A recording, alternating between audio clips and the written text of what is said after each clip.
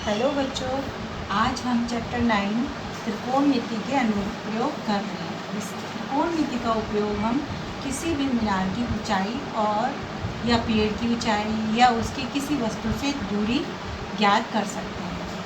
माना हमारे पास एक ये मीनार है, ये एक मीनार है, हमें यहाँ से इसकी दूरी ज्ञात करनी है या इसकी ऊंचाई, ये ऊंचाई h है, ये ज्ञात करनी है, या फिर हम इसकी इस बिंदु से दूरी भी ज्ञात कर सकते हैं। हमने इसको मिलाया। अब माना हम यहाँ पर खड़े हैं, यहाँ पर खड़े होकर हम इसके टॉप को, इस मीनार के टॉप को देख रहे हैं। तो जो हमारी आँखें मीनार के टॉप से जो कोण बनाती हैं, ये जो हम कोण बनाएंगे, ये जो कोण बन रहा है, ये कहलाता है उन्नयन कोण या angle of elevation. Angle of elevation या हिंदी में इसे कहेंगे उन्नयन कोण। और अगर हम इस मीनार के ऊंचाई टॉप पर खड़े हैं, हम यहाँ खड़े हैं, माना हम यहाँ खड़े हैं और हम नीचे की तरफ देख रहे हैं, तो हमारी आँख जो क्षैतिज से, ये है हमारा क्षैतिज, या क्षैतिज से हमारी आँख जो कोण बना रही है, ये जो कोण कहलाता है, ये कहलाता है एंगल ऑफ डिप्रेशन। डिप्रेशन या फिर अवनमन कोण।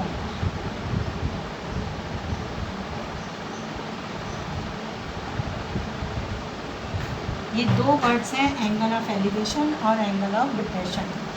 एंगल उन्नयन कोण और अवनमन कोण। और ये दो, अब हम ये देखिए क्षैतिज से यहाँ से है, तो ये एकांतर कोण हो गए। तो ये दोनों कोण जो होते हैं बराबर होते हैं, यानी उन्नयन कोण जो होता है वो हमेशा अवनमन कोण के बराबर होता है।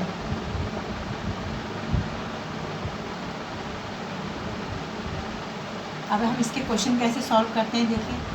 अब हमारे पास एक्सरसाइज 9.1 का फर्स्ट क्वेश्चन है कि एक कलाकार एक 20 मीटर लंबी रस्सी, एक खंभे से एक 20 मीटर लंबी रस्सी बंधी हुई है, इस तरह से किसी बिंदु से, ज़मीन पर किसी बिंदु से बंधी हुई है, और इस रस्सी की लंबाई दे रखी है 20 मीटर, और ये कितना ज़मीन से जो है 30 डिग्री का कोण बना रही है, यानी हमें उन्नयन कोण क्या दे रखा है, 30 डिग्री।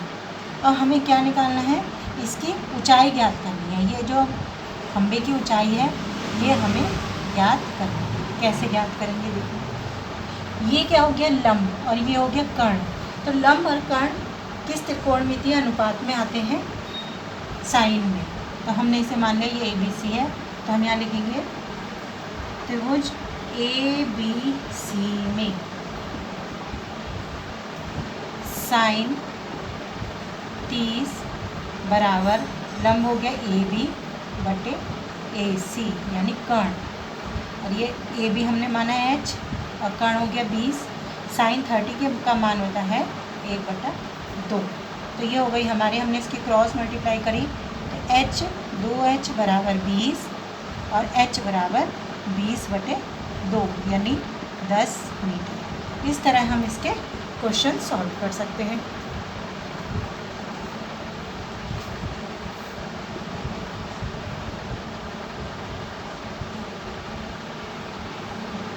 अब हमारे पास एक दूसरा क्वेश्चन है, आंधी आने से, ये मैं मिटा देती हूँ, एक इसका सेकंड क्वेश्चन भी देखते हैं कि आंधी आने से एक पेड़ टूट जाता है और टूटा हुआ भाग इस तरह से मुड़ जाता है कि पेड़ का शिखर ज़मीन को छूने लग जाता है।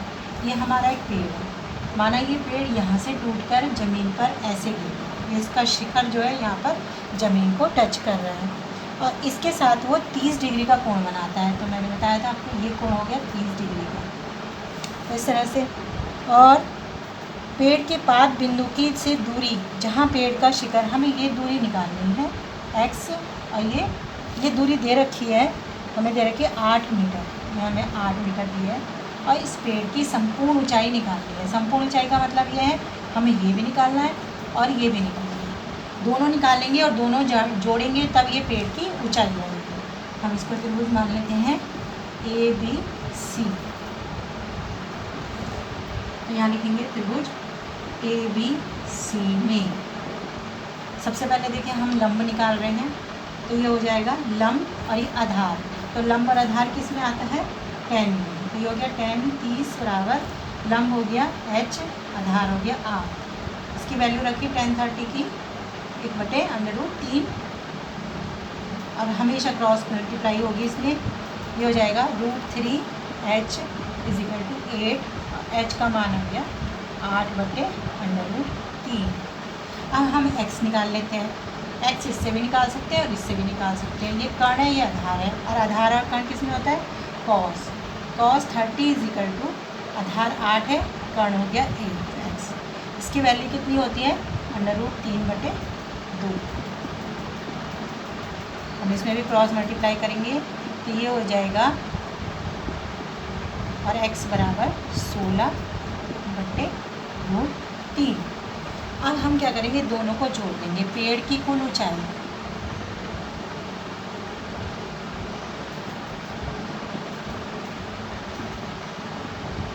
बराबर हो जाएगी 8/√3 प्लस 16/√3 बराबर 24/√3।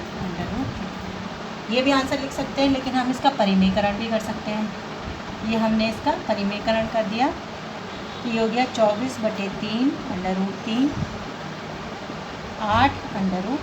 ये आ गई पेड़ की पूरी ऊंचाई।